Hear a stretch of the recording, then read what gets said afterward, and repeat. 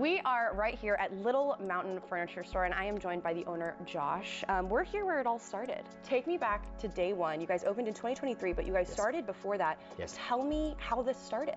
Yes, I moved here about 5 years ago from North Carolina, very small country town. Moved to the city of Raleigh. Decided I was going to move to the city and do all the city things and travel around the world in my 20s. And my parents thought I was the black sheep, and I guess I still am. There's a lot of good that comes with that. And so came here 5 years ago, and we'd ridden by this location or this piece of property hundreds of times. I live on the road down here, like 5 minutes away. We started buying furniture, inventory, and closed on this location. We probably had enough furniture to fill this place 10 times over before we even closed on the building. So we started working in here, we were manifesting it, we had no backup plan, and we're flying by the seat of our pants, which we're very successful and very good at. Yeah. And so we opened, had about 250 people that day. It was monumental for us in the small town. It's like half the population, right? Right. And we outgrew it the first 90 days. So then we went to Chapin, opened another store. The first year, everyone told us we'd lost our minds. If they call you crazy, you're well on your way, right? So we just outgrew that as well. So we're going to open a third pop-up temporary location this year. So we've opened a store every year since 2023. Wow, that's amazing. What does it mean to you to, this started as just you seeing a building and kind of feeling drawn to it to now it becoming this absolute empire for design and furniture here in South Carolina? So the building actually chose us, it chose me, right? So it comes with a great gift, great responsibility. It's almost like a superpower, right? And so you get in here, you buy the location, and you're like, okay, what now? So slowly finding the ways like branding and marketing and making sure that everything was true to our ethos and who we were as a company, as a brand, and making sure to grow from there. But just having this building and just the day we closed, it was a monumental amount of anxiety. Not really fear. We don't see risk anymore. We see opportunity, and the risk always lies within that opportunity. So we're not risk assessment anymore. We're more like opportunity assessment. So everything's truly an opportunity. It depends on what you do with it in life and changes your entire trajectory, which it has for us. I love that. Yeah. That's amazing. Well, and what I think super important is like you got to pat yourself on the back because your hand is really in every aspect of this place. You're not an owner that sits in the back seat and lets a team of talented professionals take it over. You're like, no, this is my DNA. I want to be a part of the creative control of this, of the brand management, and it's so unique. It's one of a kind. Right. Yeah. They truly come to see this product, but they truly come to see us too. We're their trusted advisors. I mean, we've built great relationships in the almost 2 years that we've been open for business, but we've been doing this 4 or 5 years in all, just getting everything ready. But the relationship-driven side of it is just our people and us, and everything's infused in these 4 walls in our little bubble. So when you started, this place was completely empty. Completely empty. And very old. Very old. So she's 115 this year. Who's counting? And some days she shows her age, some days she doesn't. Yeah. She treated us very well. So took a 2 full year restoration on this place during COVID. Lack of contractors, lack of knowledge. I had no idea what we were doing. We kind of just scrounged up a team, a little superpower team. We said, guys, we're building a team. You want to join? And so a lot of people wanted to join. So we had great success with just trusting individuals. It was a lot of their first times too. It was just me in the beginning and my partner. The retail side of things, it was always just me in the beginning, first 6 months. And then found our first full-time hire, Casey, which is our showroom sales floor manager. You'll see her, just met her this morning.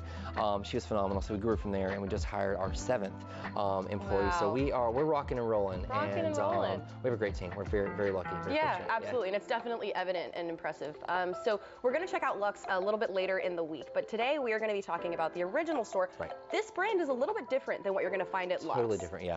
This is very light, whimsical. You have bits and pieces of dark and moody and substantial, which is what Luxe truly is. A lot more mid-century modern, but we've infused and ingrained all that in both locations. So the most difficult thing for us in the beginning, the biggest challenge, was to make sure the brands were cohesive, but the stores were separate, because we want kind of a separate shopping experience, but you want the same people, the same sights, the same smell, the same sounds. So it feels the same. It still feels like home to you, either store location you're in, but it still has enough, differentiation that you feel like you're in a different world. Yeah, absolutely.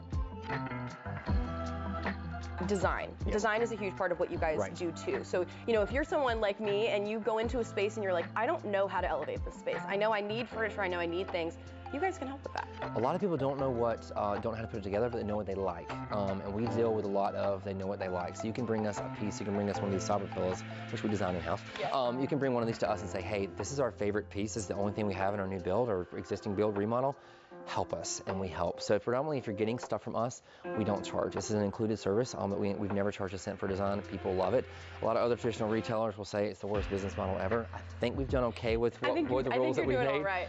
And we've decided that this is, I come from retail. I come from a background of all the things these Fortune 500 companies tell you that are successful and that do work. We see the numbers, we see the reports, we see the everyday culture in the business, and it's not the case. So when I decided to leave retail and ultimately come back for myself, we decided we were going to do everything backwards and do everything different. Yeah. traditional. Yeah. I love that. And I think it's really smart because for someone that doesn't have a background in it, you know, you might say, okay, I know I like this color, I know I like this pattern, but I don't know anything else from that. So it's super important that we have a style, we find it together. And style exploration is a huge thing of what we do. And we don't have a set style. We're very international influence, deep farmhouse roots. We're scuba divers too. We love the ocean. See a lot of coastal influence in that as well. But I love cultures of the world. I love color. I love food, the architecture, the photography. It all goes hand in hand. And I think it's very South Carolina. You know, a little bit of everything. We've got the lake, we've got the mountains, we've got the beach. Culture is not a bad thing, you know? Culture is not a bad thing. Absolutely. A lot of West African flair. I was on safari in 2012, a piece of me, long story short, never came back. Very emotional experience seeing, I've always had an affinity for anything African when I was a small child. My parents experienced this a lot of culture. Unfortunately, we couldn't travel in the things that we wanted to do as kids. We did great for traveling in the United States and seeing different things, but when I got a certain age, I was like, you know what, I'm gonna see the world. Yeah, you're ready. So I spent every time I ever made my 20s on travel, as you should. Every 20-year-old should do that within reason. I had less responsibility then. We live on a farm now, so we have lots of obligations. So any children we have to live here too.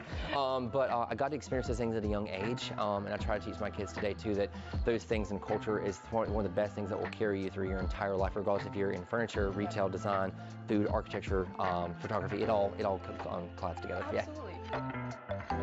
We literally put everything we had and continue to do, everything into our business to see it grow. It's like this big baby and this bowl you keep feeding, and some days the bowl gets bigger and you're just like, it's like a Category 5 hurricane. You're like, oh my God, but you keep feeding it because you want it to grow. Your first 3 to 5 years, everyone knows, you know, it's your make or break point. So you just need to put every bit of yourself, but seeing what we've been able to do with very little, with no real estate square footage, no team, we had the talent, but we have all those things now. We have, you know, all the working resources that we need to be successful, but seeing what we can do in a 115-year-old building that looked great from the outside when we bought her, and then realized things may not be, you know, as they seem, started peeling back in layers like an onion. It's approachable, livable luxury. You want to live on these things. They're going to stand the test of time. We sell heirloom. That's what we do. Every piece is heirloom with proper care.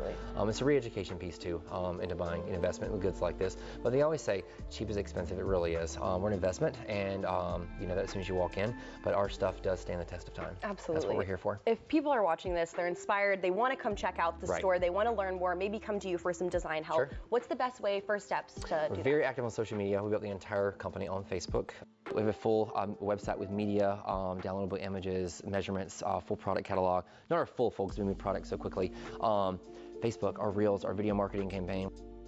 Both stores carry iPhones. FaceTime us, call us, iMessage, whatever you guys need to do. Put us on the fly. Or just FaceTime Lily right now. If the phone rang, FaceTime. We'll talk. And we'll it's fun. Like, hey, what do I do with this space? I don't know what to do with it. Come in, let's talk about it. Send us some pictures. We can do a lot virtually too. We do out-of-state design. We've done Murphy, North Carolina, Blue Ridge, Georgia, Charlotte, Charleston. We do just about anything. Wow, that is amazing. Well, congratulations on all the success, so much. And thank you for having us. Thank you, yes ma'am. Thanks.